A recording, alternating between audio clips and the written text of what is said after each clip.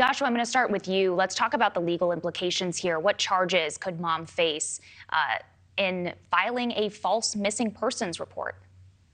Well, that's it to begin with, is if they're filing a false police report, if it was an ongoing enterprise on her part to deceive law enforcement, and it sounds like it was. I mean, we just saw a picture there of a billboard. It's hard to imagine that she wasn't somehow participating in this ongoing fraud. But then things seem to be taking a more sinister and criminal turn here with the statements that we just heard that there was perhaps sexual assault and abuse taking place. So I'm surprised it went on this long. I'm surprised that law enforcement wasn't involved before now. I'm surprised that the Department of Family Services, quite frankly, it's a breakdown in the system that no one was able to uncover this before now.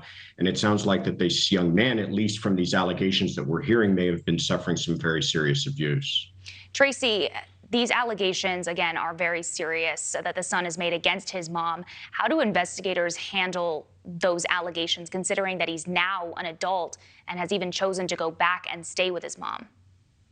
So that's really at the heart of the issue, quite frankly, Brooke, is that he has made a decision as an adult to go back with his mom. Now, my guess is that they will be looking into these allegations of abuse and when they occurred. Did they occur before he was an adult, or did they continue from when he was 17 on to now? And so I think that's one of the first things that they're going to be looking with. And as Joshua stated, I do think that they are going to have to look at family services as a whole.